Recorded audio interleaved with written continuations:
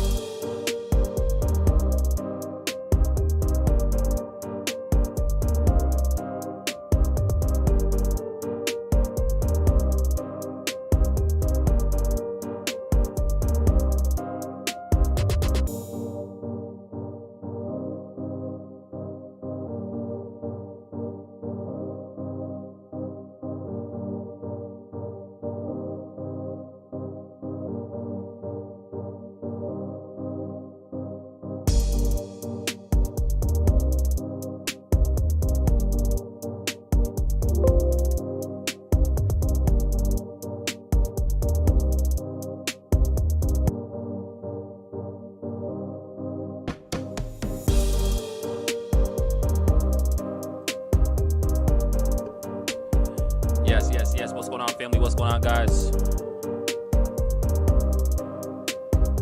What is going on, family? Hope you guys are all having a phenomenal morning. It is your boy Abel checking in live with you guys today, and I'm super excited to be here with every single one of y'all.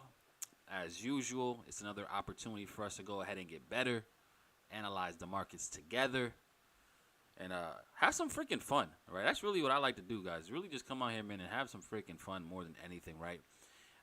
But give me 1 second. Give me uno segundo. Let me go ahead and put it on me. There's my pretty face. What's going on, family? Give me 1 second.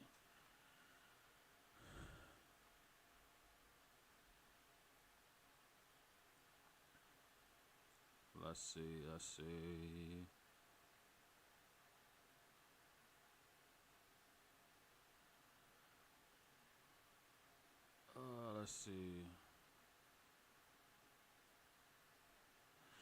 All right. So what's going on, family? Welcome to today's session. Super excited to be here with y'all. It is your boy, Mr. Abel Melendez, with you guys today for this New York session stream. I wanted to do this stream to end out the week strong with you guys. I was not able to go live last night for Asian session for my own personal reasons. I seen a lot of you guys were talking about it was because of the Ravens game. And let's be honest, it was about maybe 10% because of the Ravens game, right? Yeah, so again, I apologize for not being able to go live with you guys last night, but we are live today, and yeah, hopefully we're able to go ahead and see what the market is giving us, guys. So we are starting a little bit later than I really wanted to. I just had to do some parental things with my kids at their school early this morning, so I was not able to start earlier. So we are starting a little bit behind today, guys. Typically, we want to be able to analyze the markets way before, New York session even starts so that we could try to take advantage of anything. But we still have an opportunity to potentially find something if it shows itself, guys. So let me just go ahead and take a quick glance of these markets, see what the market has ultimately done over the past day or so, right? So looking at the dollar index, man, look at what the dollar did. All right, look what the dollar did, guys, right? So we ended up closing below this level of structure right here. And then we actually ended up going back above it. Now, what is this telling us? Is this telling us something? Let me go over here back to daily time frame. Is this telling us something? Is this telling us that it could be time for the market to go back bullish, right? Based off this reaction back above. I mean, it is possible. I'm still not there just yet. I still want to see the market come here and close and run these lows personally. So I'm still more so looking for the bearish side right here for the dollar, guys. So I'm definitely looking for this thing to possibly continue lower, right? I do want to see the market come in clear a lot of these imbalances, run this low right here, capture all this liquidity that's probably below this low. And then from there, based on how the market reacts, right? Like if we actually see something like this, right? You see how we have this level of structure, right? You know, price ended up running below it, but we ended up rebounding going back above it, right? So if we're able to see the same exact scenario where we actually close below, we run the lows, but then we rebound back above it, then that could potentially trigger a move higher, right? But I don't want to see that move right where we're at now. I'm not buying it, right? I think we're still going to end up going a little bit lower. But if we see that same exact play, like if we actually run this low right here, right, run the low, start to close a lot of this imbalances, these fair value gaps, and then we rebound, see, then that is sign for me to go ahead and jump in, guys. So that's very interesting price action that we have seen so far for the dollar index. Let's see what the market does do moving forward. But my guess, my prediction, I think we're actually going to end up going lower again. Right, so what I'm going to be keeping my eyes on here, guys, for the dollar as a whole is I'm really going to be seeing how the market reacts around these levels right here, right? This high right here that we have. You know, if we're able to go ahead and clear this high, similar concept, right? If we're able to go ahead and close above this level, I think that we're probably going to see a lot of selling pressure come into the markets, right? So that's what I'm gonna be keeping my eyes on. I would love to see something like this occur, all right, for us to go ahead and run these highs, start to close some of these imbalance, capture some liquidity, but then ultimately go ahead and go back bearish, right? Again, my whole objective, guys, and my goal for the dollar, or what I would like to see, right, is for price to again come and clear these lows, all right, come and fill some of this imbalance. So that's what I'm targeting. That's what I'm going to be positioning myself. Again, keep in mind, guys, it is Friday, so we're probably not going to take no crazy trades. I don't really trade on Fridays too often unless the market gives us something spectacular, right? But it's something that we can just keep our eyes on, at least going into next week as well, right? But that's what I'm looking at here for the dollar, and seeing what, you know, it's going to be patient, see what the market does end up giving us. So I actually was in a few opportunities with you guys that we spoke about yesterday and the previous day. So let me just go ahead and go over those really, really quickly. So this gold opportunity, guys, that we actually were in yesterday, I mean, it did its thing. You know, it did actually give us a pretty good run. You know, this thing went up around 100 pips or so before ultimately ended up turning around last night. So I ended up getting stopped out at break even, but I did not do what I did last time, right? You know, yesterday, guys, I went on a rant with y'all talking about, you know, just certain trade management things that that I was working on, right? That I needed to improve on based off that last setup that I was talking to you guys about with the EURUSD. Well, same concept here with gold. You know, this time, you know, we were in profit around 100 pips, so you best believe I closed out, you know, around 40% of my trade. Right, I could have closed out probably more, but I ended up closing around 40% of my trade, guys, when we actually came back up into this level of structure right here, this resistance point. Right, just because there was a chance for price to go ahead and react off of that, right? So I ended up closing a big portion of my trade, but unfortunately we didn't get the whole thing because it did actually come back and hit us out at break even. All right, so that was the one opportunity, guys, that we were pretty much holding for the past couple of days to see if we could actually end up going bullish. And yeah, the market just really didn't give us exactly what we were looking for here for gold. But what can we expect next? Okay, what can we expect next for gold? Well, at this point, it's gonna be very interesting to see, right? Because I'm definitely targeting at this point probably for price to come and clear a lot of these imbalances right here, right? That's just what I'm leaning towards for right now, guys, with gold. I think we're probably gonna experience more selling pressure, right? So as long as, as long as we stay below, I will say, this level of structure right here, right? If we could stay below, let me see. Let me try to fine tune this, right? Yeah, if we could stay below this 1656, I think we're just going to continue to sell off, at least for right now, right? It's not long-term projections, not really, all right? Because I think that the gold is probably going to end up rebounding very soon. But for right now, guys, I definitely am leaning towards, you know, this thing continuing lower for sure, right? So that's how I will be positioning myself. If I was looking for some opportunities today for gold, right, I would want to see the market come up, run this high right here.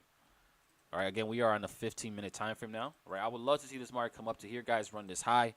And then after we go ahead and clear these highs, then we go ahead and start to expect, you know, some more selling pressure to come in, right? So that's something else that I'm going to be keeping my eyes on going into today. Again, it is Friday. I'm not sure if I'm actually going to be placing any trades. It has to look absolutely spectacular for me to do it. But we can, you know, we can position ourselves, right? We can set it up. You know, if the market gives it to us, you know, then we might be able to go ahead and do what we do, right? But yeah, you know, this is what I'm going to be keeping my eyes on, guys, right? If we can see price pull back up to around the 1657, 1658, I think that could be a nice opportunity to go back bearish, right? At this point, I do want to see, you know, these lows probably get taken out, right? I do want to see these lows get ran right here, guys. So I want to position myself with that.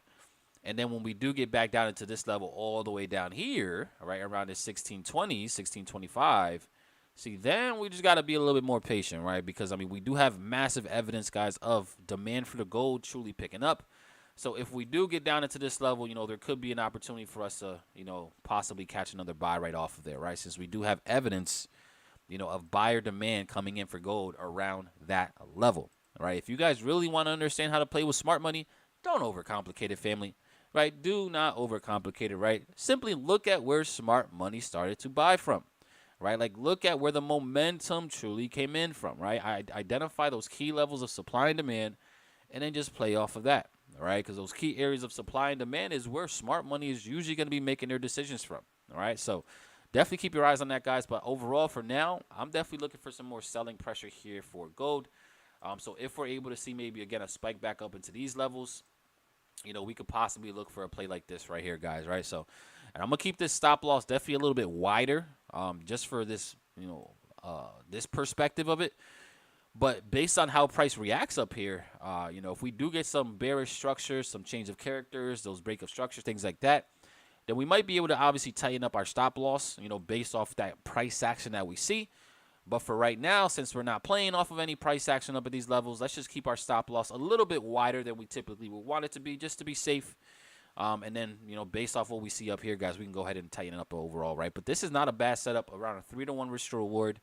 I think there is a very good chance for this thing to actually end up playing out as well. So, you know, this is what I'm going to be keeping my eyes on, guys, for gold, right? Going into today. And ultimately, again, I'm not forcing anything today, but going into next week as well.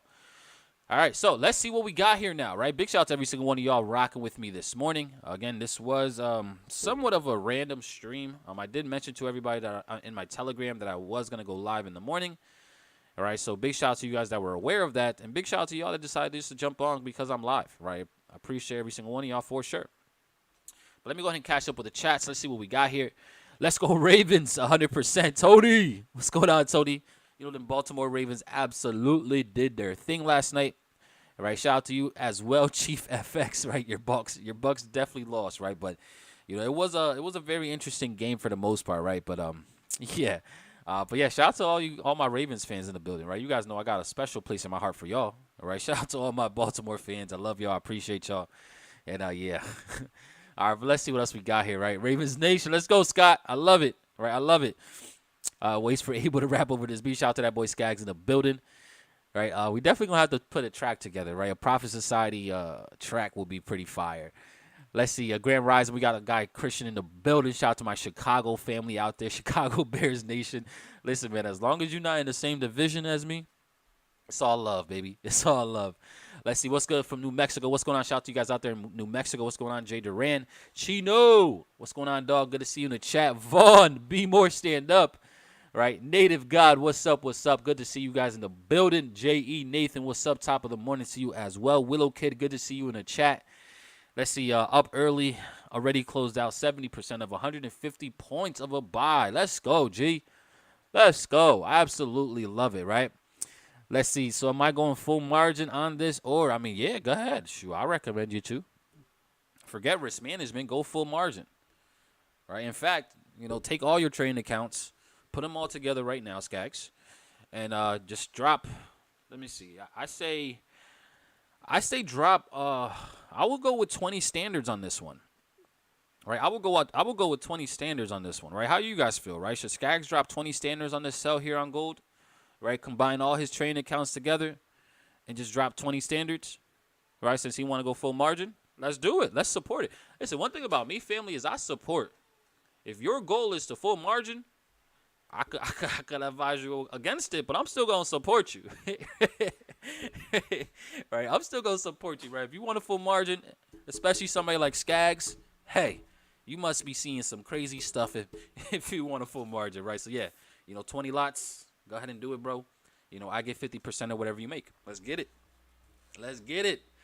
50%. And the crazy thing is, family in the chat, once Skaggs pays me that 50%, right? 'Cause he's gonna drop 20 lots on this gold sell. Once he pays me that 50%, I'm going to give it away to all you guys. All right? I'm going to give it away all to you guys, right? Just because I love you guys and I appreciate y'all. And y'all going to peer pressure Skaggs into actually doing it with me. So let's get it. 50% to the team. Yeah. Full sender, none at all, right, Willow? Let's get it. Let's see. Damn, you think of highly of me, can only afford a 0.11. Well, listen, we're getting 50% of whatever you throw. And the team is getting it. All right, family, you guys want 50%? Drop a 3 in the chat. Right, drop a 3 in the chat, right? I know we need 50% of whatever Skaggs makes. Let's get it. He could keep 50%. We don't want it. We just want our 50%. Yo, I love y'all, man, for real. All right, so again, this is just an outlook, guys, that I'm looking here for gold. I think it looks very interesting. I'm personally going to be going around 1% risk on this. All right, Skaggs is going full margin. Amazing. And hopefully it plays out for us. Let's see. You will be there to comfort anyone who went full margin and lost. Yeah, I'm very good at comforting. Right. I'm gonna keep it 1,000 though. Right. If you want me to comfort you, just know that my comfort comes with tough love. All right. So I have no problem doing it though. Let's see. Buy Pip Island so we can trade together. There we go. Right. Listen. Off of that 20 lot, if we do 20 standards on a trade that goes for 300 pips, how much is that? Answer that in the chat, right? Because we're setting Skaggs up right now. Answer that in the chat, guys. What is it, right? If we go 20 standards, which is $200 a pip, and we're going for 350 pips or so that's around 70,000, right? You think we could buy a Pip Island with? Wait, actually, we're only getting half of that. Let me go ahead and divide that by 50 or by half, divided by 2. So we actually get 35,000. All right. So do you guys think we could buy Pip Island with 35,000? I think so. I think we could find a little island out there. It might be an island somewhere inside of the states, which is not really an island, but I think 35,000 is enough. Man, I just want to give Skaggs a big thank you. I appreciate you, Skaggs, bro. You showing massive love to us, bro. You're gonna be our biggest sponsor on Pip Island, right? In fact, we should just call it Skag Island, right? Skag Pip Island, since he's sponsoring us. I love sponsors. Shout out to you, bro. Let's see. I need to buy a big monitor like you. Yo, with 35,000, man, we could definitely take some money out there and get you a monitor, Christian. I got you, right? All right, but let's see what else we got here, guys. So again, this is what I'm looking at for gold. I think it looks pretty juicy, So we'll see what happens, right? All right, let's go take a look at a few other ones. Again, Euro AUD. It did stop us out yesterday as well, break even. But now look at what it's doing. It is starting to rebound. Now, the thing that I'm keeping my eyes on here, guys, for Euro AUD, right? Because I don't know, like, I see what price action is doing. But something is telling me that I should still be going bullish this, right? But based off price action, it doesn't look like this wants to just go bullish right away, right? So what I'm doing here, guys, right, for Euro AUD, well, we can't do it now because we just actually kind of like missed the setup, but I was looking to see how price would react around this last spike up before the ultimate sell down, right? Buy to sell situation right here, right? The market's bought it up, ultimately just to sell it back down, right? So I was interested to see how price played around that. I was looking at it earlier today to see if there was an opportunity, and I was looking at this, but now that we're actually live right now, unless we get, maybe one more spike up, I think there could be a chance to go lower here, all right? But that's only if we come back to these structure points. Right? That's the only way, right? I don't want to enter right here because, think about it. If we were to enter right here, because, again, my bias, I think that we actually end up dropping from here, right? But if we were to just randomly jump in right here, like, yeah, there's a 50% chance that it drops, but there's also a 50% chance that it pulls back. right? This pullback is around 40 to 50 pips just back up to here, right? So it just doesn't make sense for me to take it from right here, right? I will need to see price come back up so that I can put my stops in the correct spot, and then we can go ahead and do what we do, right? So that's going to be something I'm going to keep my eyes on, guys, Euro AUD. Again, I wish I would have been able to just get in up here, all right, when I was watching it earlier. I don't know why I didn't set a pending order. Probably just because I was running around with my kids before school, but it is what it is, right? So now, a possible push back up could, possibly, keyword here is possibly, lead to a continuation, right? If we go to the 5-minute time frame, I mean, maybe even right here where we're about to test, right? Maybe even this level right here in the 5-minute, guys, right? This level of structure could be of an importance, right? This level right here where we have previous resistance turn into support. Is it possible for it to come back up and act as a level of resistance? Yeah, right, it is possible. And then go ahead and give us that push lower, right? So, I mean, we'll keep our eyes on this one. I'm going to keep my eyes, guys. I'm actually going to set an alert. Right, I'm going to set an alert just so that if price does get up there, we are alerted on it, and then we can go ahead and see how price action does set up overall. Let's see. If you drop a 3, you also share in the 50% losses, not taking it back. You guys are hilarious. Thank you, Skaggs. You're the best, right? Yeah, everybody say thank you to Skaggs, man. He's about to buy us an island. Let's go. Let's go. Let's see. UJ was a beauty. 146.8 buy limit on UJ. I want to drop 20 standards like Skaggs. Let's go take a look at UJ really, really quickly, guys. So, again, this is another one that I was keeping my eyes on for Euro AUD. And we're going to see what happens with that. Again, if it gives us a play, we'll take it. If it doesn't, it is what it is. It's Friday anyways. All right, so UJ. All right, let's see what we got here for UJ. UJ looks very, very juicy, right? I've been telling you guys, I mean, literally this entire year how bullish I have been UJ, how bullish I have been GJ. I mean, GJ is doing absolutely phenomenal. I'm kind of upset at myself that I didn't hold my GJ longs that I had earlier last week, right? I had some crazy, crazy GJ longs that I should still be in, but I ended up closing out because I was a little punk. But, those are things that you live and you learn on, right? So next time, I'm definitely going to start getting in the habit of holding my trades a lot longer once again, just so that I could really start to ride out the full trend. Right, I've been just more so intraday trading just because it's been working, but I've also been realizing I've been missing out on a lot of pips by simply not just holding, right? By simply just holding, all right? So I'm gonna start holding a lot more positions, especially when we have a bigger term objective on these, like these yen pairs, guys. Like we know these yen pairs are probably long term going to continue to go higher. Like we know that, right? And we know that because again, the central banks, right? We have to compare central banks and all this good stuff. In fact, there's actually a bunch of articles, guys, that came out last night regarding the yen, all right, that I actually wanted to bring up. But let me just see if I can go ahead and find these real quick because I don't want to just talk prematurely. But there was a lot of news regarding the yen, and it's very interesting data, right? So let me see if I can find this stuff. There was a lot, actually, right? So let me see if I can find the ones that I'm very interested in. Let's see. Let me see. Leads the way with the Bank of Japan staying on the sidelines. Okay. Let's see. There was a bunch. Hesitate to ease further. All right. So here we go. We got a few little articles right here. So let's see what this says. The Bank of Japan's decision earlier. The Bank of Japan announces it leaves monetary policy unchanged. Okay. Just based off that one statement, guys, is that bullish for UJ, bullish for GJ, or is that bearish for UJ or GJ, right? That the Bank of Japan announces it's leaving its monetary policy unchanged. Is that bullish or bearish for these pairs that we are trading? Right? We're talking about the actual currency pair, right? Not the specific currency, right? Because we should understand how the specific currency is going to react. But the pair, is that going to be bullish or bearish for the pair? Yeah, right? That is a bullish statement. Why? Because the reason why the yen has been getting destroyed this entire year is because of their monetary policies over there, right? I mean, look at this against the dollar.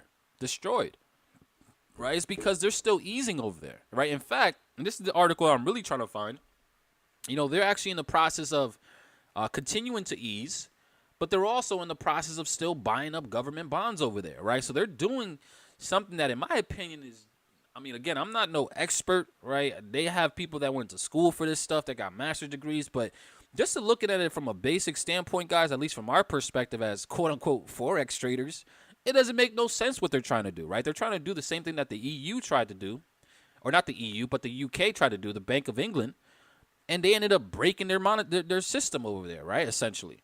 So they're trying to ease while still trying to stimulate their economy, right? Easing on top of stimulation is only going to weaken their currency even further.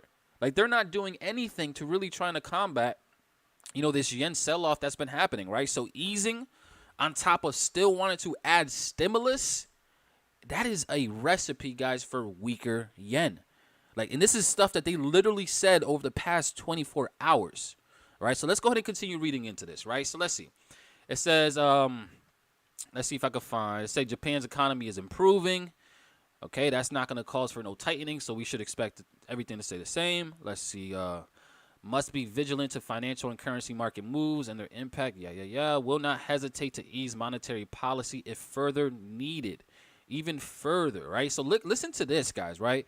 They said they will not hesitate to ease monetary policy even further if needed. Like, how much easing can you do, buddy? Like, how much easing can you do? Like, these are the things that's going on over there in the Bank of Japan and why the yen has been just historically so weak. I mean, let's look at the Japan index. Do I even have it up? I don't even have the Japanese index up, right? Because I want to see what the Japanese index, or not the index, but the Japanese bonds are actually doing. Let me see if I can find this, right? Let's see if I can find. Here's the 10-year bond. Let's go ahead and bring up the 10-year. See what the 10-year is doing. Really hasn't done much. Let's go look at the 2-year, see what the 2-year bond is doing. And, I mean, yeah, it's doing exactly what we should expect, right? It's been going lower, right? So, again, guys, as long as this continues to drop, right, as long as their bond market continues to drop, the currency is going to continue to drop too, right? If there's no demand for the bonds, there's no demand for the currency, right? So, moral of the story here, I'm very bearish this. I'm still going to be bearish until further notice. The one thing that I'm really going to be looking out for the Bank of Japan, because, again, it's getting to a point, guys, where they're saying they're not going to do nothing, but, like, they're getting destroyed, right? Like, literally, it's not, like, the weakness in the Japanese yen, guys, is going to do a lot more to global trade, to their economics over there than anything else, right? So they will eventually have to U-turn, but as of right now, they're not giving us any indications of doing it anytime soon, right? So I'm still very much expecting this thing to continue to go bullish here, UJ. GJ, same exact thing. Again, this thing is still already going bullish. We're talking about, we just created new year highs literally in the past 24 hours, right? And we've been creating it, so now it's just a matter of continuing to ride it out, right? I think there's a very good chance for price to make it up to this 175 level, right? And it's crazy. I actually spoke about this, guys, as well in the past, right? Like, I spoke about this probably like months ago, right? At the beginning of this year, right? At the beginning of this year, I told you guys that I was expecting this pair to eventually reach this 175. Who remembers me saying that? Right, because I said it probably at the beginning, the beginning of this, when I actually started going live with you guys here on YouTube, which is around March, April is when I started going live with you guys here, right? And I told y'all, like, I really expect this thing to reach this 175. At this point, it's still on pace to actually go ahead and do just that, right? So I'm still very much bullish this thing, guys. Even if we do, because we do have a potential play to go to the downside. It is very possible. We do have this imbalance right here that might want to get collected, but that's not going to change my overall bias, right? That's not going to change my overall bias, right? I'm still very much bullish. I still want this thing to go higher, and it's definitely on pace to target that 175 level, guys, that we initially talked about the beginning of this year, all right, which is kind of crazy, right? And the only reason why we know that is just because, again, the fundamentals, right, the sentiment, right, policies across the board, right? Being able to compare monetary policy reports, guys, is a game changer, right? Understand how interest rates is going to affect these currencies is a game changer, right? Understanding the difference between cultures, right, in certain countries, like the Bank of Japan culture, comparing it to the culture over here in the U.S., where in the U.S. we are known as spenders, where over there in Japan, they don't spend for shit, excuse my language. Right, it's completely different cultures, right? So understanding all those things is what gives us such an advantage in these markets, right? When we talk about trading, guys, we talk about it so often to find your edge in these markets. What is your edge? Like, what is your edge? What are you looking for? What is that one setup, that one thing that you keep your eye on that is giving you, a much likelier advantage to actually be right? I truly believe that our edge on this channel, right? And I love every single one of y'all that's been rocking with me. But our edge on this channel is having that deeper understanding of what's really happening. Do you guys agree with me? Drop some sevens in the chat. Right? Because while everybody else's edge is something from a technical perspective, which again, we do have our technical edges as well when we're doing things from a technical perspective. But our edge here is definitely our deeper understanding of fundamentals, of sentiment, overall economics in the space, and being able to use that in correlation with our technicals to find an opportunity. That sounded crazy. I'm not even gonna lie how I just broke that down. That sounded next level.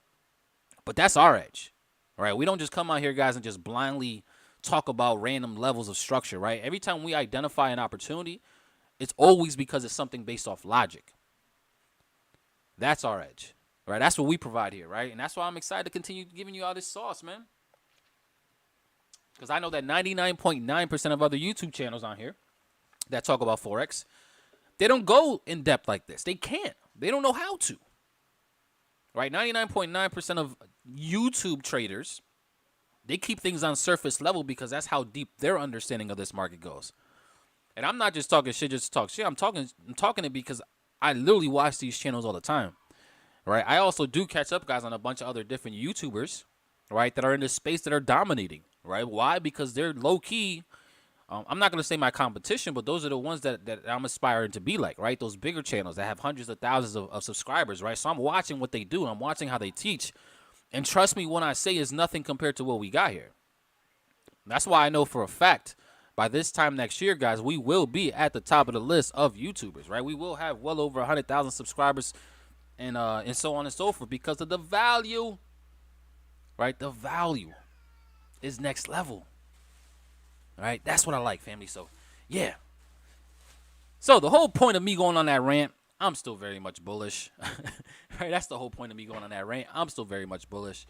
But what can we see here in the meantime, guys? Well, in the meantime, again, ultimately, I'm bullish does not mean that we can't cash on those short-term trades.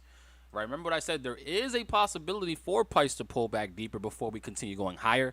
But just do not lose sight of the bigger picture. Right? Do not lose sight of the bigger picture, guys. Right? So what do I think can happen now for GJ? Right? Just seeing what price action is doing. Well, we did see a nice strong push up.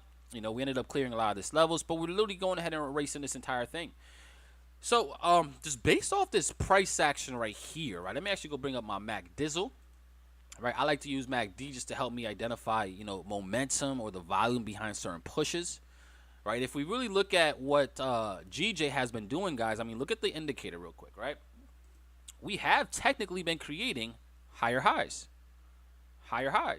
right? Even though these are some smaller highs, they're still technically creating these higher highs. But what has the momentum-based indicator been doing? It's been dropping, right? So this is literally telling us that the volume, the most volume that we had here, buying volume, guys, occurred with this push-up. Every other push-up that happened afterwards, yeah, I mean, we did have some type of volume behind it, but it's lower volume than the previous. Right? This is clues, right? And look at the last push-up. The last time we created a high. There's no volume, right? So we're going to take a look at EURUSD, guys. We did have a nice little alert get clear, so we'll go take a look at that, see what happens over there. But I want you guys to see this, right? Every push that we've seen has drastically become less aggressive, right? Like this push right here, and this is when it comes to reading price action, right? This is a 160 pip push. This one is around 90. This one was around 40. And we just now seen something like a 1620 pip, right? It's drastic. Like the volume behind these pushes, guys, is drastically dropping. That is telling us that momentum could be shifting for the short term, or depending on what you're looking at, the long term, right? But for this perspective, I think it's changing for the short term. So looking at GJ and just looking at this buying volume decreasing, do not be surprised if we actually do see this start to correct. Do not be surprised at that. Right? So let's start now going to lower time frame. All right, and really start to identify what's happening here. All right, so again, now I'm starting to lean towards this thing actually giving us some type of a reversal. All right, so now we just got to start to really line it up on these smaller time frames. So we do have, again, these equal highs right here, guys. Look what just happened with these equal highs. Did we just get a nice little grab of liquidity up here? Possibly. How do we know we grabbed liquidity? Right, because we spiked above this level, and look at the reaction. Right, this is an hour candle, right? So look at the reaction, right? We spiked up into this level of liquidity. We had enough selling liquidity up there that pushed price right back down. So with that, I think at the very least, we're probably going to come back down to these lows, right? Since we do have a set of equal lows as well, there is also a potential for the market to even want to probably run this low as well. Right, so that's something I'm gonna keep my eyes on, guys, for today. Right, again, this is something that we could potentially really play like soon. Right, so if we see some type of a pullback here in the market, right, if we see a pullback back up, guys, around this 170.5, like, yo, I'm comfortable risking 1 to 2% on this. Right, target back down to these lows. I'll be comfortable with that. Why? Because it's matching up with what I'm looking for. Right, my analysis logically. Right, my analysis from a logical perspective, it makes sense. Right, so yeah, if we can see price pull back up to this 170.5, then that could probably give us an opportunity, guys, to go ahead and go bearish and target right back down to these lows. Right, and that's not a bad play. Right, it's around a 4.85 to 1 risk to reward. So if we do risk, say, 1%, we're going for almost 5% gains here. Right, if we're risking 2%, we're going for almost 10% gains. If we're risking 3%, we're going for almost what 15% gains or something like that, right? So that looks very good. Let's go take a look at Euro AUD really quickly, because it did come back up into our area. So look at Euro AUD, guys. It came into that area that I was just talking about, and we are starting to see some type of a rejection from it now as well. But let's see what the market does end up giving us. If we really see a nice little engulfing, then I think this is definitely going to be a nice opportunity to go ahead and go bearish, right? So Euro AUD pretty much came right into that area. It is giving us a nice little play here. So, yeah, let's go to lower time frame, the 1 minute time frame, see what the 1 minute time frame is doing. All right, so 1 minute time frame, we did end up spiking above this little level of structure. Let me go ahead and just erase this so you guys can see this, right? We have this high right here. Similar concept that we've seen on GJ on the higher time frame, right? We have this high, this resistance point. We ended up spiking above that to grab some type of liquidity. Is this going to lead towards more continuations? I would assume so. We did get a very nice, strong 1 minute reaction off of there. Let's go ahead and look at our indicator real quick. Our MACD, right? Do we have lower buying volume than previously? Well, let's go ahead and compare this. Right? We have, again, this high, which is the last highest volume that we see on the 1 minute, correlates with this high, right? So the most volume we had was this last push up. Okay? That last push up. So, what can we see now? Right? How's the volume now? Well, the volume is decreasing here. The buying volume, at least, right? It's starting to decrease. Okay, and the last time we actually had buying volume, it lines up with this level, right? Not even the high over here, right? This lines up with this. So if we look at what price just did, right, it technically created a higher high here, but look at the indicator. Right, it's actually creating a lower low here on the indicator, right? So this is telling me, guys, that, yeah, we do got to start paying attention for some shorts up in these areas. A nice strong closure above, or a nice wipe of this liquidity is really what we still waiting for, right? We did see a couple little spikes above it, but I think, and I could be wrong, obviously, right? I'm only human, right? But I think there could be a chance for this thing to turn around. Let me go ahead and actually bring up volume indicator now, right? Because I've been trying to use volume a lot more lately as well. And let's go ahead and compare what volume has been doing. All right. So, same concept, right? We had our big push up right here, right? Big push up. We did get some buying pressure or buying volume start to pick up right around here, which is what ultimately sent us higher. But ever since then, guys, we did have one spike right here, right? But ever since then, we have started to see lower volume come through. And in the process of this lower buying volume, we are technically starting to see selling pressure pick up. Right, let me actually go ahead and change these colors real quick, right? I want you guys to see this. Right, the yellow is obviously the buys. The black dots are the sells. Right, so if we see this, we're actually seeing a decrease in buying pressure. But we are starting to see an increase in selling pressure, right? So this is going to be interesting, guys, right? I'm actually very interested to see how we actually end up playing up here, right? Because I think, and I could be wrong, right? But I think this is probably going to be short-lived, right? I think that this could really be short-lived, this move right here, right? I say this a lot, just because I want you guys to understand that, being a trader doesn't mean you have to be perfect. You're not going to always win every single trade. That's just not going to happen, right?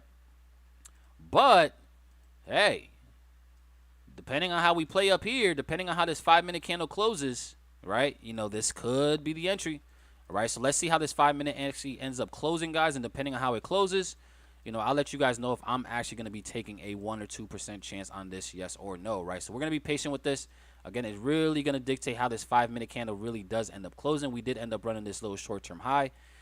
So we'll see. And again, the whole objective for this, guys, is really just looking at this higher time frame. Again, we are at a very interesting level where we did see a lot of selling pressure come in for the Euro AUD. Obviously, look at this whole area right here. We had massive selling pressure, right? So if we do see price come back up, there could be a chance for, that selling pressure to come back in, right? So that's just the thought process by this, guys, just so you guys can see it from a bigger perspective and why I'm looking for what I'm looking for here on a smaller time frame, right? So now it's just about being patient. Right now, it's about being patient, see what this market gives us. Again, I'm not in nothing just yet, right? We're going to be very patient and wait for these candlesticks to give us the okay to jump in, right? And this is something that, again, as a trader, family, you're going to have to really just get better at doing, right? Get better at being patient. Get better at being patient, right? Especially if you're actually analyzing it in real time. You have to be patient, right? Wait for the market to tell you that it's time to get in, right? So I'm going to be patient. I'm going to see how this 5-minute candle closes, and then we'll go ahead and go from there for sure. Let's see. No lies here. He deserves a review. I see changes process first. Let's go. Appreciate y'all. Appreciate y'all, man. I appreciate every single one of you guys for tuning in, by the way. Oh, and just one heads up, by the way, too, family, right? Because I know a lot of you guys have recently been asking me like crazy, right, about my 5-day boot camp, right? So I gotta make just quick updates about this, and then I actually want to watch this video with you guys, right? This video is actually gonna, I was watching it earlier before I went live, but I was like, you know what, let me actually watch this live with the family, right? So we have Mr. Meet Kevin here, right? Probably one of my favorite YouTubers just because of his understanding of economics, right? His understanding of what's happening in the world, right? Like, he literally gives us an insight, guys, as to what the Fed is gonna do and all that good stuff, right? So we'll watch this video together just so that we can see what he's talking about here, what the Fed is about to do, a nasty turn. And then hopefully we get some insight as to what's going on, right? So that's going to be dope to see, guys. So just give me a few minutes to give you guys an update on the boot camp. All right, so big shout out to all you guys that did end up grabbing the boot camp, family. So if you guys are wondering exactly how I trade, I do have an in-depth 5-day pro trader boot camp that pretty much breaks down, in my opinion, the most important aspects of trading, right? With mindset, being day number 1, risk management being day number 2, fundamental and sentimental analysis day number 3, technical analysis day number 4, and then number 5 is just putting it all together, right? But this platform, or this product right here, guys, right, since we are about to launch the Profit Society, and since I'm actually in the process of finishing up my entire course, right, I have a full A through Z course that I'm actually working on. Once that's all completed, right, the launch of the platform, and once my course is completed, guys, just know, like, the price of everything is going up. Right now, my 5-day bootcamp is only $325, right? But this $325 is giving you access to my entire course when it does release, like my entire full A through Z course, right?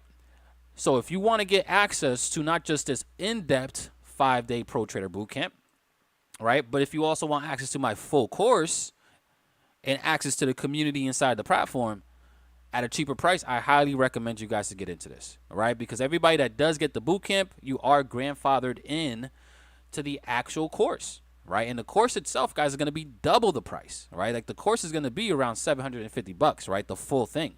But you can get access to the full course by simply just grabbing the boot camp today, right? So, big shout out to all you guys, right? We do have, we have a bunch of you guys that actually did participate in the boot camp, whether it was live or whether you guys caught the recording. But just as a thank you guys for investing into yourselves, you guys get grandfathered into my entire course.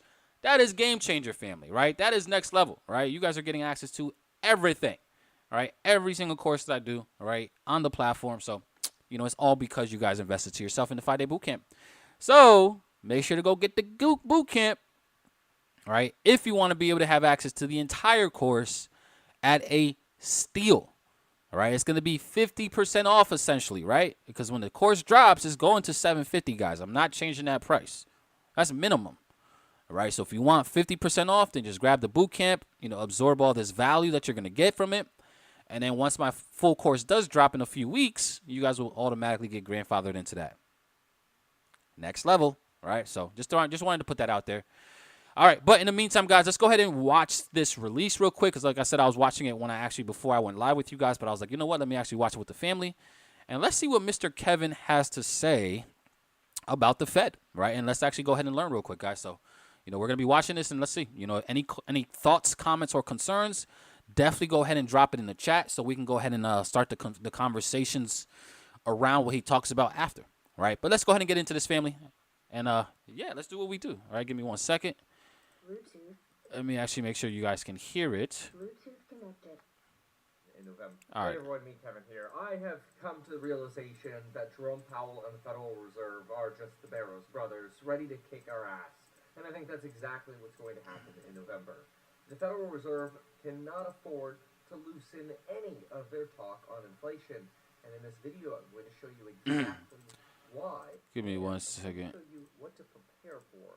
Because it's not quite yet what we're expecting. This video, by the way, All brought right, to you by there we go. Ritual. But You guys should the Federal be able to, Reserve can you guys hear it cannot now? afford to loosen Drop a 3 any in the of their chat if you guys talk can on hear it, family. inflation. Drop a 3 in the chat And in real this quick. Make sure you video, guys I'm can going to hear it show loud and you clear. exactly why. Let's take some notes. And I'm going to show you what to prepare for, because it's not quite yet what we're expecting. This video, by the way, brought to you by Ritual, but more on them later. And of course, we'll have the little bar along the bottom in terms of timestamps.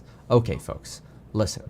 This morning, something came out known as the Employment Cost Index. It comes out every single quarter. It came out at expectations at 1.2%, which is an indication of how much employment costs are rising.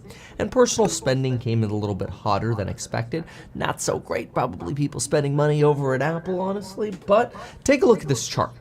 What I want you to know about this chart is extremely simple. The chart shows that, yeah, quarter over quarter, since actually Q1, we have a declining trend here. Q1, we have a peak at 1.4, 1.3, now 1.2. That's great. We're seeing a declining trend in ECI. But look at that ECI chart relative to where it has been over the past 12 to 14 years. It is almost twice, if not 3 times as high as its average of 0.4 or 0.5. That means the Fed cannot risk saying, oh, it went down, we're Gucci. No. They need to continue paying. And this is why when November 2nd comes around, I'm not expecting much belief that Jerome Powell is ready to talk pivot or pause by any means. Maybe we'll see talk about 50 BP rather than 75, but that is still hiking. That is still moving in a tightening direction. And we're not quite sure how long that'll last. Most now think we'll go to 5%. And I'll tell you exactly why we'll go to a terminal rate of 5% rather than this belief that we're going to cap out where the SEP, the Summary of Economic Projections, shows a cap out at 4.6%. The reason I believe we are actually likely to go to 5% rather than peaking at 4.6% or anything even below that is very simple. This chart right here. All right, so as this ad plays, I mean, you guys heard what he said so far, right? As of right now, he said I'm not sure what this actual chart is neither. I'll do a little bit more research on the chart that he just had up. But he said as of right now, in his opinion, the Fed still has to tighten, okay? Still has to tighten. Let me say that again. The Fed still has to tighten, right? Even if it's only 50 basis point or if it's the 75, they still have to tighten. Okay, so let's just keep on going and see what else he has to say. This is a chart of 5-year break-even inflation expectations. And I'll tell you the absolute worst thing that the Federal Reserve could do is motivate inflation expectations to continue to rise like this. We did a really good thing. After the Jackson Hole Symposium that took place at the end of August, look at what happened to inflation expectations. Jerome Powell not only crushed the stock market, but he made it so freaking clear that this inflation fight will not end, that he successfully massaged inflation expectations down to a near all-time low that honestly we hadn't seen since about the peak of inflation expectations in 2018. That's right, the trough here, the bottom, okay, is basically the peak we saw in 2018, which is kind of pathetic because if we just look at this chart, it's like, oh, that looks good. But when you put it into that perspective, it's like, oh, that's not good because in 2018, Jerome Powell was hiking rates to the point where Donald Trump threatened to fire him. But folks, look at what has happened just on this idea that the Fed is going to go soft, that the Fed's going to loosen their regressive posture. Market expectations, driven by the bond market of inflation, have started rising again to levels not seen since really before the Jackson Hole Symposium. That's a problem, and in my opinion gives cannon fodder to Jerome Powell to say, I must be strong during this next meeting. Now, what I'd like to do next is go through this Goldman summary here on some of the things that have been said and some of the red flags that we need to pay attention to at the Federal Reserve. These also give some pretty critically important expectations. Let's get into those right now. But first, I want to thank today's sponsor, Ritual. Ritual is a transparent... All right, we don't want no sponsor, my boy. Come on, let's get straight to the good stuff. All right.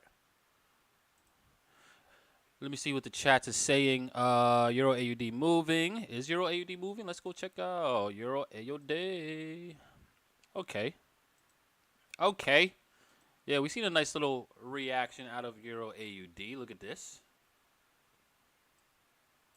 All right, we did get a nice little reaction. That reaction that we were looking for overall. Is it going to hold, though? That's the question. Is it going to hold? I think it will. I think it should. All right, I think, again, the keyword there is think. That's not saying that it's 100% fact, right? But I think that we could see, some lower pricing here, right? But that's going to be interesting, guys. We'll keep our eyes on that for sure. Just update me in the chat with anything to do with anything like that, because I am not looking at the chat right, or I'm not looking at the actual pairs because I'm focused on what this guy is saying, right? But let's see what else we got here. Jay Powell has stuck to his guns during this whole process. He really has. I mean, They kind of had no choice. They fumbled the ball completely, right? I mean, all last year, what were they saying, right? They were saying inflation is transitory, right? Inflation is this. Inflation is not going to last. And they were completely wrong, right? Like, they were fully wrong, right? In fact, there was plenty of times where, Janet Yellen was talking about inflation not being anything to worry about. But yet we're still at above 8% right now, right? So, yeah, they completely dropped the ball tremendously, right? So now they have to make up for that, right? They have to get some type of confidence back in the Fed itself, right? So, yeah, they had to be aggressive, and that's why he's been being aggressive so far. All right, but let's go ahead and continue going with this. Let's see what else he got to get. Who's this guy? This is the GOAT right here. This is Mr. Meet Kevin. But let's see what else he got to say. Comments on the left, they give you a date and then the speaker name. If you want to see, you can see that there as we go through it. Important things are that, look, yes, at some point we're going to pull back from 75, but I think it's a mistake to think that 75 means the Fed is not likely to be more aggressive than expected. Remember, the Federal Reserve's expectation is we're going to cap out at 4.6%. And the market seems to roughly agree with this. However, most Wall Street expectations are actually suggesting the Fed is going to have to hike to about 5.0% before they pause. And that is potentially expected to be around March of 2022. And we've looked at some prior data that suggests Treasury yields tend to peak out about 2 to 3 months before the peak, which would really imply that a peak in Treasury yields is actually still ahead of us and not behind us, even though the 10-year Treasury has softened on some recent reports on this idea that the Fed's going to slow down to 50 basis points. I think Jerome Powell's speech is really going to drive these rates right back up, because so far we haven't really had any data to say that, oh yeah, things are getting better. In fact, they're just relatively stable. And this is why you see comments about a lack of progress on curtailing inflation. Here's Kashgari. Kashgari tends to be a little more dovish, saying, I don't see why I would advocate it stopping at 4.5 or 4.75. We need to see actual progress. That's a 5% comment right there for you. Now, Bullard says we got to get to some minimum level. He's a little bit more hawkish, and then you become data dependent. So he's basically saying we're not there yet. Just keep hiking, and then we'll worry about the data.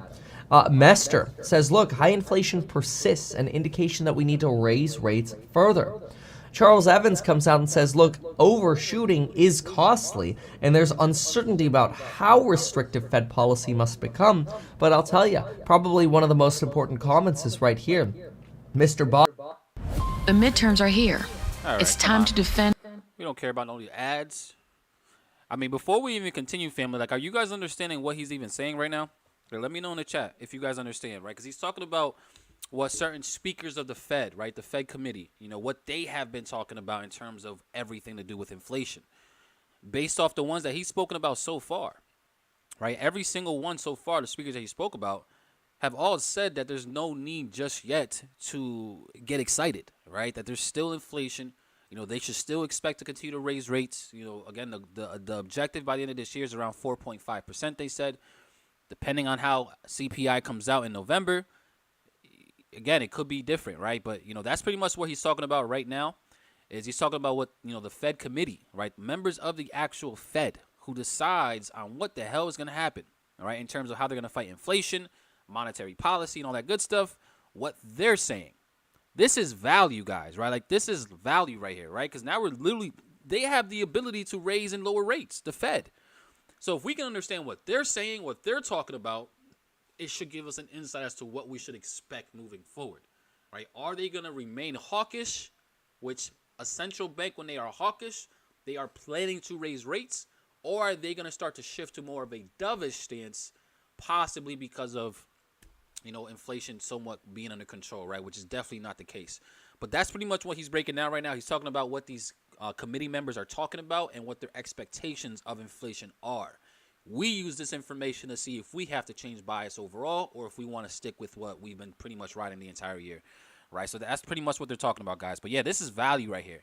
If for all you guys that wonder how I got so good at understanding fundamentals, shout out to me Kevin. He's one of the channels that I watch, right? But I also watch a bunch of other ones, right? But Kevin is definitely one of the most in-depth YouTubers when it comes to really breaking down the fundamentals of what's happening, right? So just keep in mind, though, he's not a Forex trader, right? You know, so he's giving it usually from a more of a broad perspective, you know, and he's usually talking about stocks and things like that. But, you know, as Forex traders, guys, we can take all this information on what the Fed is doing and use that to our advantage, right? So but let's go ahead and go back to it and see if we can keep learning, right? Because this is literally what I do, guys, right? I watch these videos, I learn, and then I bring it back to you guys.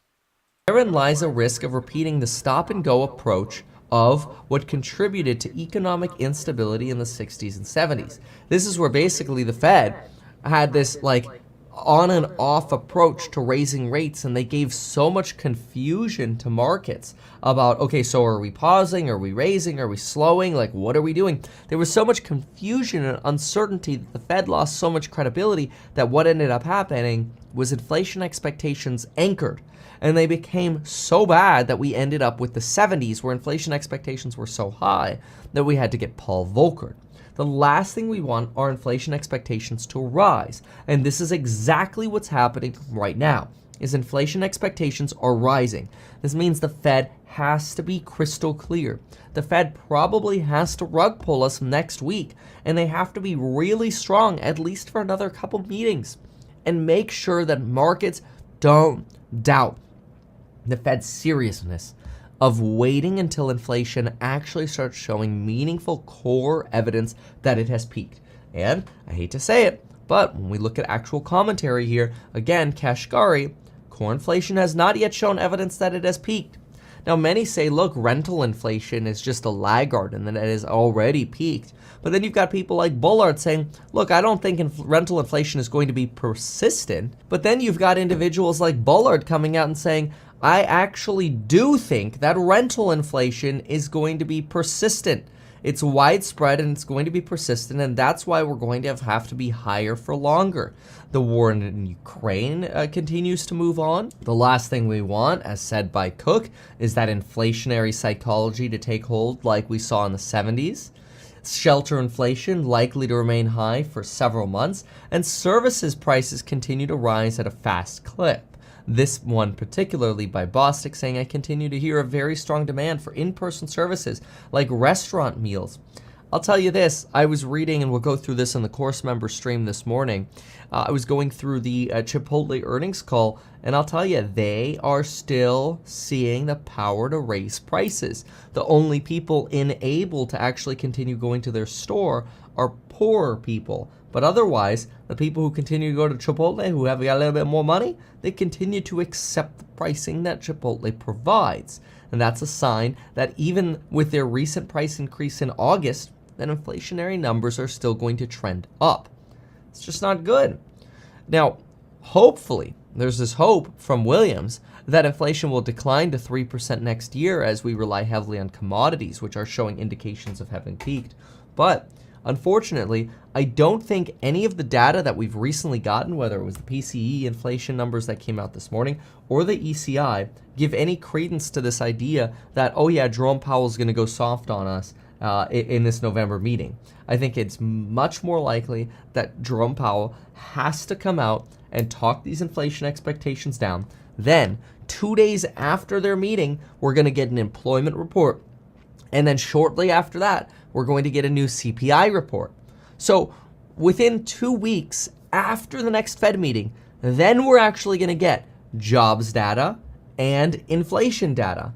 And then after that, if we look at the FOMC meeting calendar, we're going to have the December meeting. Now, the December meeting is kind of neat because, see, the December meeting happens on December 13th and 14th, and we get a new summary of economic projections. Now, why is that so important?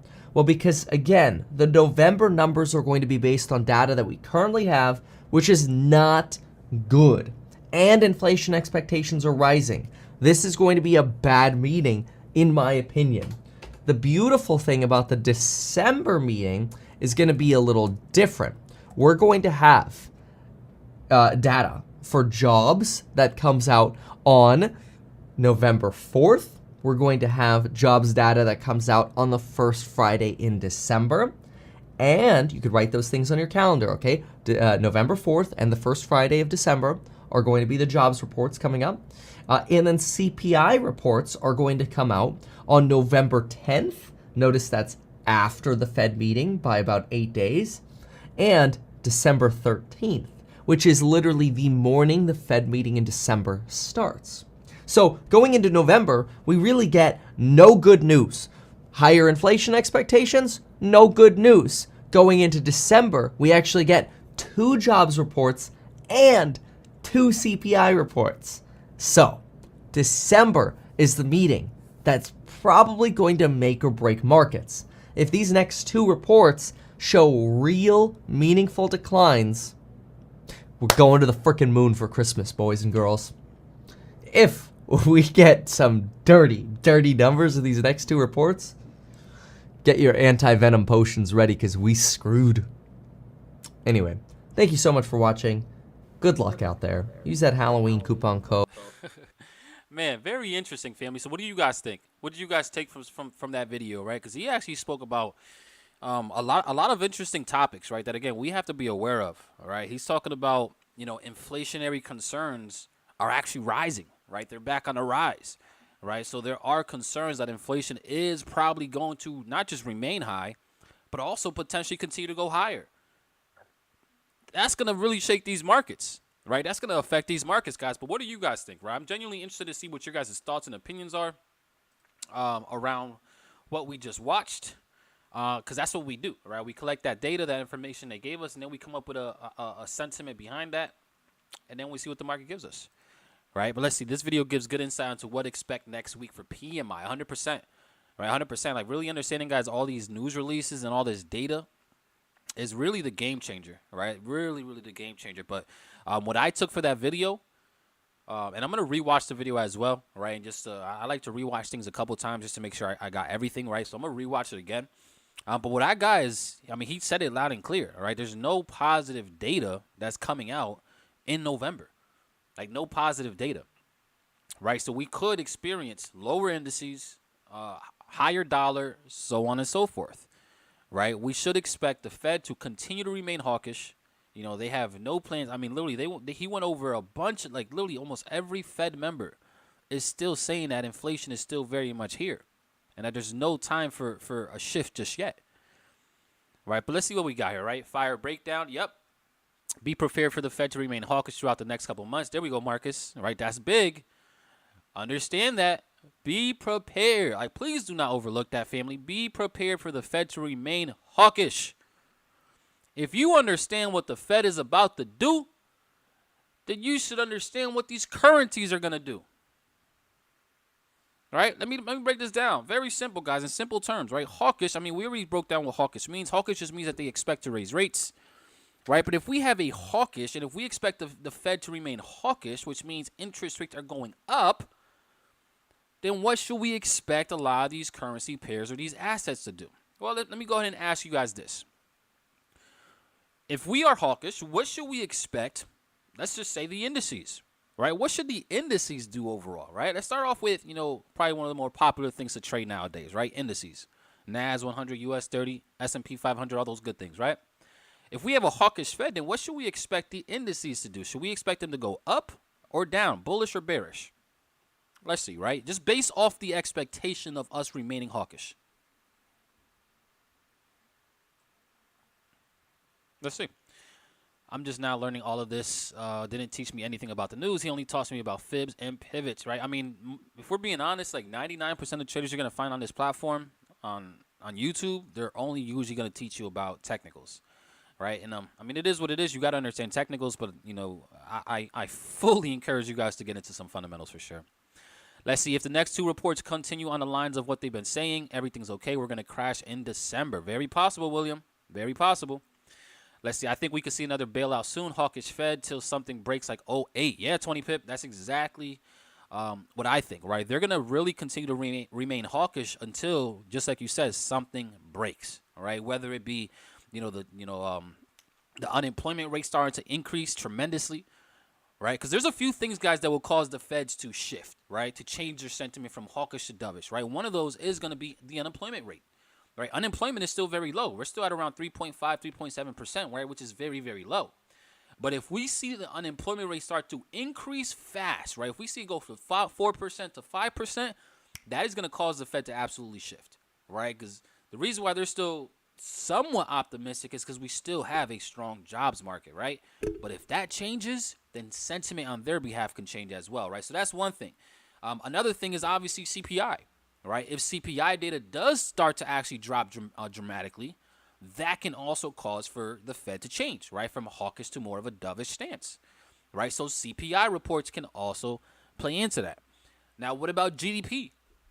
Right, I mean, we just had GDP come out yesterday, right? It actually came out positive, right, which is a surprise to me. Right, but if GDP ends up coming out negative again, right, for consecutive quarters back to back once again, I think that is another reason why they will possibly want to shift course, right? So there's definitely a few different things, guys, that will cause the Fed to want to change course. But for right now, we don't have none of those, right? We still have low unemployment, right? We still have GDP that now just came out positive, right? So there's no reason for them to want to change course just yet. So let's just stay, with what we've been seeing. Let's see what else we got here, right? I've learned a lot from PK and IM when it comes to fundamentals. You also brought a great deal of insight. Yeah, shout out to that boy PK. I actually learned a lot from PK as well. Like, literally a lot. Honestly, if I'm being real, Patrick, he's probably the one that really, opened my eyes to the power of it, right? Because I always knew how important fundamental was, but knowing it and actually utilizing it in your trading is completely different things. Right, so shout out to that boy PK, big savage in the markets. Definitely one of my favorite traders from a fundamental perspective for sure. And I also learned a lot from him. All right, so like I said, guys, right, if we are hawkish, then these indices should drop, right? Because if the Fed is planning to raise rates, that is not going to benefit the indice market. That is going to cause investors and traders to actually liquidate out of those markets because they're going to expect it to continue lower. And go into cash, right? Go into the safe haven, right? So, I think that we are going to remain bearish here on these indices long term. Now, what about for the dollar, right? Hawkish market is going to lead the dollar to do what? Is the dollar going to be bullish or is the dollar going to be bearish, family, off of this hawkish environment? Let me know in the chats. right? If you guys are getting some value so far as well, family, do me one favor. All I ask for one favor, go ahead and smash the like button. Go ahead and smash the like button one time for your boy. All right, go ahead and smash the like button as a appreciation token. I appreciate y'all for doing that. But what do we think the dollar's going to do? Let's see. There we go, Los Mos. Los Mos already answered it before I even asked it, right? Yeah, exactly. Right, the dollar should be strong. Hawkish market, hawkish environments is promoting. You got to understand what, when the Feds raise interest rates, what the whole objective of raising interest rates is for. Matter of fact, who knows the answer for that? Who knows? Because that's a great question right away, right? Why does the Fed raise and lower rates? Why do they go from hawkish to dovish ever so often? Why do they do that? Like, what's the point of raising rates? What do you guys think? Answer that in the chat.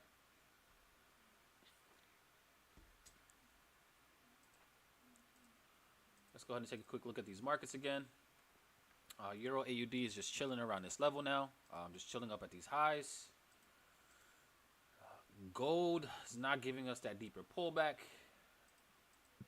Let's see. Euro didn't actually end up reaching my entry that I had last night. But let's see. To control inflation. All right, that's the end goal, yeah. That's the end goal, right? To control inflation. There we go, Nathan. To slow down spending. All right, control access to money. Right? Yeah, those things are right. Okay, they raise interest rates, guys, to try to control the monetary supply. Right? Because historically, if interest rates are high, the demand for the dollar itself starts to increase, but it also promotes sitting on cash. It doesn't promote you spending money. It doesn't promote you going out there and purchasing all these big purchases, right? No, when interest rates are going up, that is promoting for you to sit on your cash. Sit on money. That's what that's promoting. Right? So, yeah, if that's the case, then we should expect the dollar to continue to remain strong. If we look at this thing, guys, until recently, where we, for the past couple of weeks, we've been just chilling. Look at this. Bullish. Bullish. Right? And it's all because, again, the Fed has been hawkish. All right, so we just got to take advantage of that stuff, guys. Understand it and watch what it really does for us, right? So more of the story. Everything that we've been playing out this entire year is still going to remain the same. We have been extremely bullish the dollar, literally since last year. We have been bearish the indices since last year, right? This is stuff that I was talking to everybody since last year, right? Even before I started coming live on YouTube, on the previous company that I used to work for, I was telling everybody last year, just based off the current market conditions, the dollar is going to go bullish because the Fed is going to become hawkish. And it did just that. So I have no reason to change that just yet. I'm still expecting that to fully occur. Right? So then we just got to take advantage of, the opportunity when it shows itself. All right, let's see. It's amazing to see a lot of you guys that are actually are understanding this now, right? I'm not sure if you guys understand this stuff before, this channel. Before me breaking all this stuff down, but it's definitely amazing to see a lot of you guys truly start to understand how to read the economic side of trading now, right? The fundamental side, right? Because that's the real fun side, if you ask me. Let's see. You think EU going to fill that gap below? It is possible, right? It is possible for price to go ahead and do that. In fact, remember what we just said. Like, the Fed is still very much hawkish. So if the Fed is still hawkish, we're going to really send euro much lower, right? So I wouldn't be surprised as if we do start to see lower pricing here for the euro. Like, I just would not be surprised whatsoever. I think, in fact, probably by next week, like, we should expect, in my opinion, of course, I would expect, guys, price to end up back down near these lows by sometime next week or the following week after that, right? So I definitely am still a big fan of lower pricing for the euro, and I expect this thing to possibly drop, right? So I'm looking for some sells here, guys, long term now off the euro, especially based on how we're just playing in price action. So yeah, I'm a seller. I'm a seller for euro again, right? So if we can see price maybe come back up to around this 1.002, 003, then that could be an opportunity to go ahead and go short on, guys. But yeah, I'm definitely a bearish EU trader for today, and honestly, just probably moving forward for the rest of the year. Let's see. Can anyone tell me the name of the man speaking? I would like to look him up. Thank you. If you're talking about this guy, this is me, Kevin. All right. I highly recommend you guys to definitely go in there and subscribe to his channel. And just listen to the videos, guys, where he actually breaks down what the Fed is doing, right? Like, he actually, like, he's very, very consistent. Like, look at this. He did 5 videos in the past day. Like, this dude is a savage, right? Like, he does, like, 5 to 6 videos a day explaining what's happening, right? Like, he explained exactly what happened over here in the UK, right? When they collapsed the market, the collapse of China, the Fed's greatest fear is spreading. Like, all this stuff, guys, is valuable to us Forex traders. Like, extremely valuable. Right? Because whatever he says, obviously, is just his interpretation. But it can give us an insight as to what the hell to do next. Like, literally. Right? So all this stuff, guys, is absolutely valuable stuff. And I highly recommend you guys to go ahead and subscribe to this channel. Super, super knowledgeable individual. And he really has helped me understand fundamentals, too, tremendously, for sure. Right? So go ahead and check out me, Kevin. Absolute savage. If you guys want another channel as well that I watch tremendously, guys, that also really helps me out, I'll give you guys all of my plays here. All right, we also have this guy, Hearsay Financial. All right, I spelled his name wrong, but this dude as well, absolute beast. All right, so if you guys want to know how I really got good at understanding fundamentals, watching people like this, all right, understanding what they're saying, how they're interpreting the economy, and then using that in a way for me as a Forex trader can benefit from it, right? So here's another channel, guys, that I watch all the time. He's also pretty consistent. He pretty much drops a video every other day. But again, it's talking about the things that we as traders should be aware of.